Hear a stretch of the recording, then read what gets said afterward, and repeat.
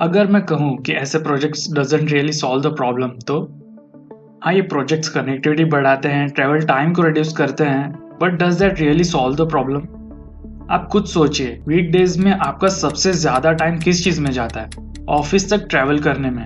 अगर आप मुंबई लोकल में ट्रैवल करते हैं तो लोगों को 1.5 से 2.5 घंटा ट्रैवल करके जॉब पे जाता देख सकते हैं, वो भी वन वे।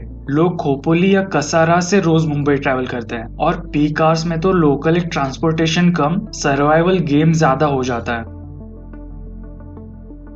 पर इन्हें इतना ट्रैवल करना क्यों पड़ता है? एक तो lack of job opportunities within the city, क्योंकि सारे बड़े बड़े फर्म्स या बिजनेसेस जो अपॉर्चुनिटीज क्रिएट करते हैं मुंबई जैसे बड़े शहरों में ही होते हैं, और इंडिया के सारे स्टेट्स की यही कहानी है। और दूसरा है अवेलेबिलिटी ऑफ कम्यूटिंग, जो है लोकल ट्रेन्स। अगर ये नहीं होते तो कोई सोचता भी नहीं इतनी दूर जॉब ढूंढने की। खोपोली कसारा से भी पीछे से लोग आते हैं अगर मुंबई लोकल और पीछे के डेस्टिनेशंस को भी सर्व कर रही होती। तो अब शायद थोड़ा थोड़ा समझ आ रहा होगा कि इन बड़े बड़े शहरों में कनेक्टिविटी जितनी बढ़ेगी उतना ही लोग ज्यादा ट्रैवल करेंगे, और ट्रैवल करने के अलावा और कोई ऑप्शन नहीं होता, क्योंकि ऐसे बड़े शहरों में घरों का रेंट इंडियंस के एवरेज सैलरी से भी ज्यादा होता है। इससे पहले इसके थोड़े बहुत ऑप्शंस थे कि ट्रेन्स की फ्रीक्वेंसी बढ़ाओ और कार्स ऐड करो, लेकिन ये भी इम्प्लीमेंट हो चुका है और इससे खास फर्क नहीं पड़ा है। पर इसका एक पॉसिबल सॉल्यूशन है जिसकी हम बात करेंगे, और उसी के साथ एक और कॉन्सेप्ट को समझेंगे जो इस प्रॉब्लम के साथ और कई सारे प्रॉब्लम सॉल्व करता है और हमारी लाइफ को भी बेटर बना सकता है। अगर ऑफिसेस मुंबई जैसे बड़े शहरों से छोटे शहरों में रिलोकेट करें तो छोटे शहरों में ऑफिसेस एस्टेब्लिश करना पहले जितना मुश्किल तो रहा नहीं, क्योंकि रोड्स अब पहले से बेटर है, सिटीजन्स एजुकेटेड हैं, तो कनेक्टिविटी और स्किल्ड वर्कफोर्स एक प्रॉब्लम नहीं है। तो फिर क्या प्रॉब्लम है? ज्यादातर ऑफिस पार्क्स एक जगह पर सेग्रीगेटेड होता है और ज्यादातर कंपनीज इन्हें ओन नहीं करती बल्कि लीज पे लेती है। तो अगर गवर्नमेंट ऐसे पार्क्स छोटे छोटे शहरों में भी बनाने लगे तो मेट्रो सिटीज का भी प्रेशर कम होगा और इन छोटे शहरों का भी डेवलपमेंट तेजी से होगा। सबसे बड़ी बात तो लोगों को इतना ट्रैवल करना नहीं पड़ेगा।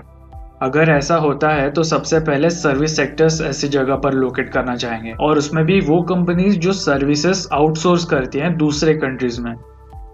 काफी अच्छा आइडिया है नहीं?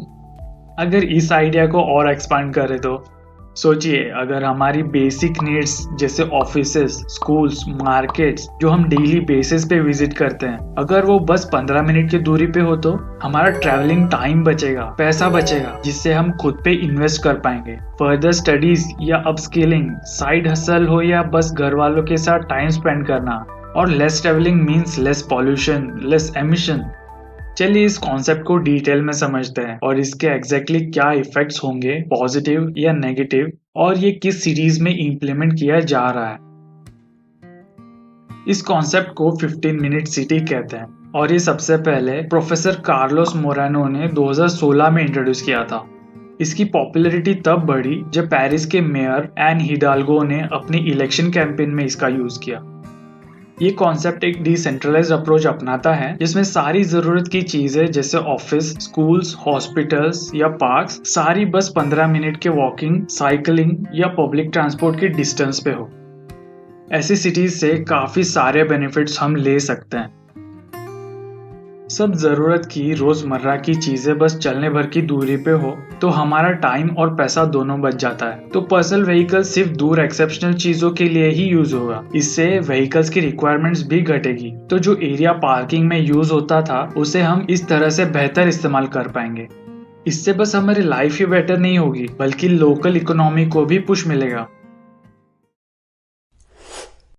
Counter arguments. कुछ लोगों को लगता है कि ऐसी सिटीज बाद में लोगों के मूवमेंट पे नजर रखेगी और लिमिट या पेनल्टी लगाएगी। Well, creepy local authority bureaucrats would like to see your entire existence boiled down to the duration of a quarter of an hour, with the arrival of so-called 15-minute cities. जो मुझे personally काफी week argument लगता है।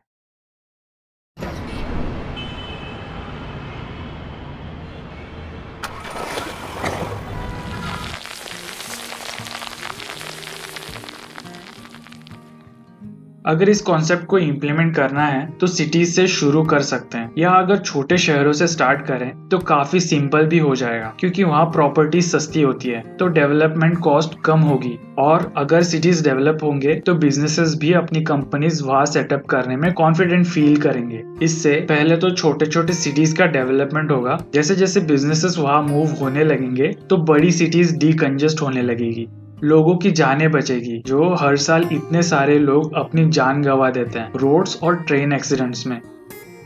Concept काफी euphoric या कहे fairy tale जैसा भी लगे पर पॉसिबल है। बस गवर्नमेंट को मेट्रो सिटीज में ब्रिजेस और सी रूट्स को छोड़ के स्मॉल सिटीज के बेसिक इंफ्रास्ट्रक्चर को डेवलप करने में लगाना होगा। हाँ, ये काफी न्यू कॉन्सेप्ट है हमारे लिए, पर किसी एक सिटी को एक्सपेरिमेंटल तौर पर डेवलप करके देखा जा सकता है। वैसे भी टाउनशिप जैसे प्रोजेक्ट्स तो हम देखते हैं, गवर्नमेंट को और बेटर तरीके से कोऑर्डिनेटेड मूव लेना होगा। कुछ कंट्रीज में ये कॉन्सेप्ट इम्प्लीमेंट हो चुका है, चाहे इनके नाम अलग अलग हो पर कॉन्सेप्ट सेम है। मेलबर्न की 20 मिनट्स नेबरहुड्स। मेलबर्न गवर्नमेंट ने 2017 से ही इस कॉन्सेप्ट पे सिटीज को डेवलप करना शुरू किया है। पोर्टलैंड की कंप्लीट नेबरहुड्स। बोगोटा की बेरियोस विटालिस, इसका मीनिंग है वाइटल नेबरहुड्स। ये काफी जरूरी भी है क्योंकि डेटा के हिसाब से 2050 तक ह्यूज पॉपुलेशन सिटीज में माइग्रेट हो जाएगा। सोचिए तब क्या होगा। और हमें ऐसे शहरों से अच्छा ऐसे शहरों पे ज्यादा ध्यान देने की जरूरत है। चाइना ने ऐसे ही शहरों में काफी इन्वेस्ट किया पर वो फेल हो गए। वहां पर ऐसे शहरों को गोस्ट टाउन्स कहा जाता है क्योंकि हार्डली वहां कोई रहने जाता है।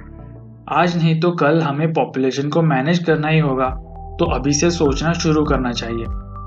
वीडियो कैसा लगा मुझे जरूर बताइए। हम ऐसे ही इम्पोर्टेंट इश्यूज और इसके सॉल्यूशंस पे बात करते रहेंगे क्योंकि मुझे लगता है बदलाव तभी आएगा जब सब इम्पोर्टेंट इश्यूज पे बात करें और इसका सॉल्यूशन ढूंढने की कोशिश करें। मिलते हैं अगले वीडियो में।